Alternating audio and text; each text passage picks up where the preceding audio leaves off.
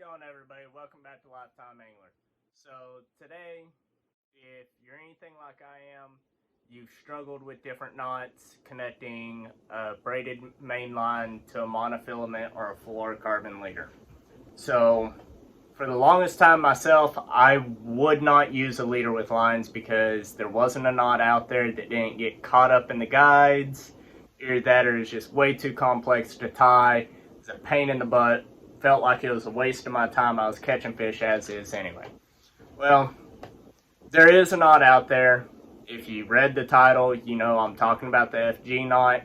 It can be a knot that's a little difficult to tie. I'm not going to lie to you. This is a knot that you want to practice some. You're going to want to tie it a couple times before you try to do it on the water. It can be a pain in the butt, but it's one of the slimmest knots once you have it tied. It'll fly through your guides just fine. It does great if you're casting lures. So if you're like me, on all of my bass rods, I like to leave braid, but there's times that, man, you just don't want braid all the way down to your lure. I'll tie a monofilament leader on and you're good to go. It acts just fine. It doesn't give me any of the hanging up on the guides, causing backlash, anything like that. So we're not going to waste too much time with the intro and all of that. We're going to jump right in. Here you go. This is how we're going to tie this knot up. Alright guys, so first things first, with this knot you do have to have tension on your main line. What I'll do is I'll use my rod tip as one end of the tension. Tonight I'm using my desk because I'm just coming straight off the spool with the braid. The other end, I wrap this around my pinky several times, just enough that I can sit here and hold this tension. The leader material I'll leave on the spool while I'm tying the knot.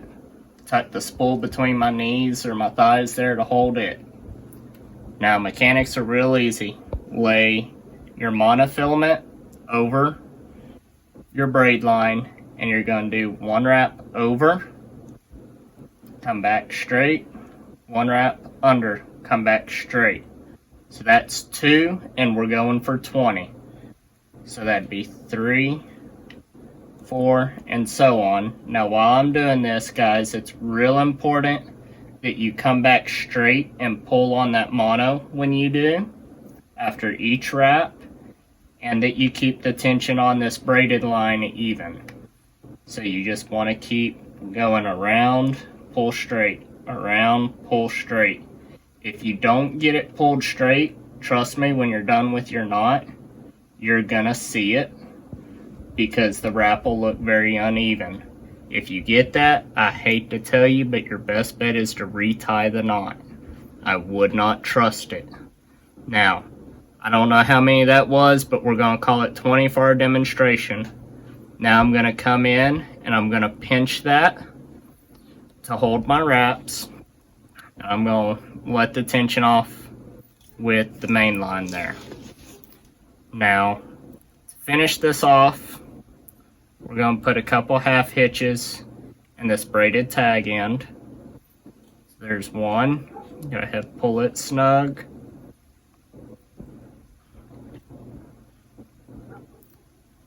There's 2. We'll pull it snug and you can let go.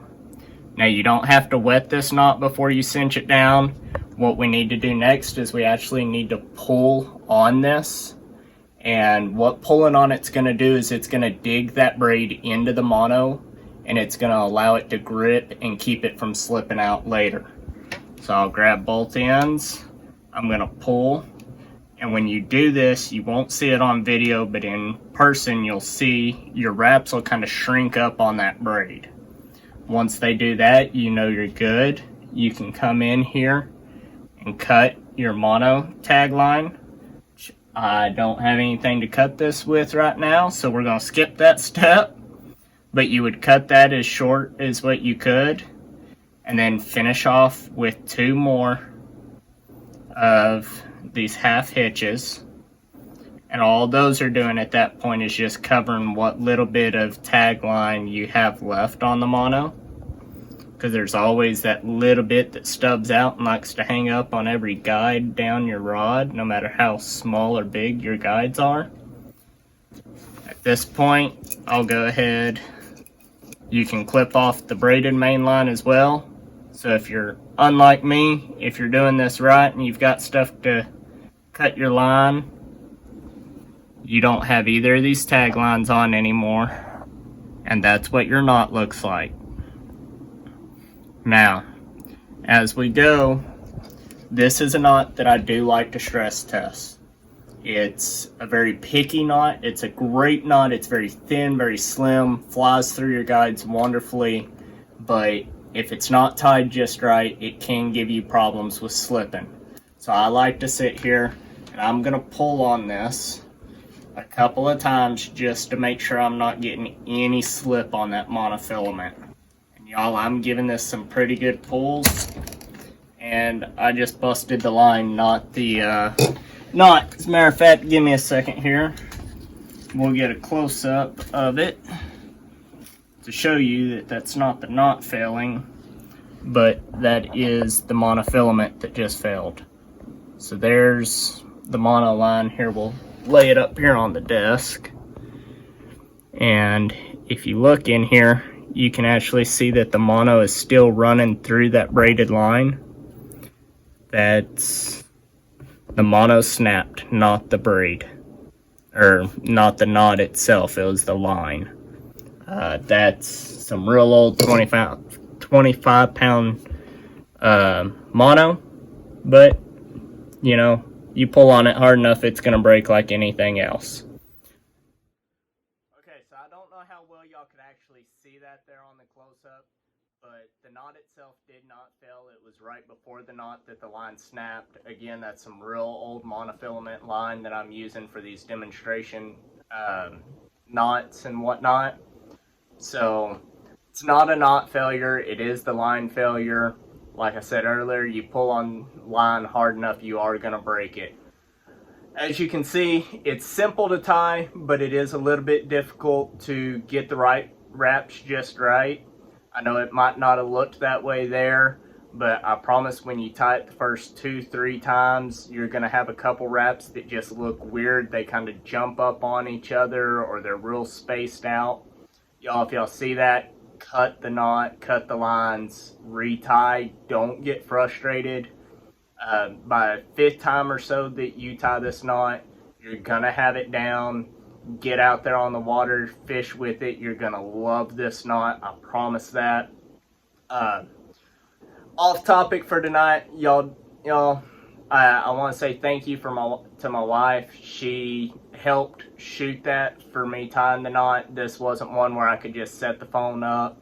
I did need it coming in and out, and she was amazing to step up and help me out there. So y'all hit the like button so she knows y'all like it. Otherwise, she's not going to help me in the future. She might just beat me. I'm getting dirty looks off camera right now. But anyway, I hope y'all enjoyed it. Go ahead, subscribe. We're going to keep going on with the knots, the how-tos. We're going to do some better on the water than what we did on our last jug video. Get out there, catch some stuff, share it with y'all. Until next time, y'all stay safe and tight lines.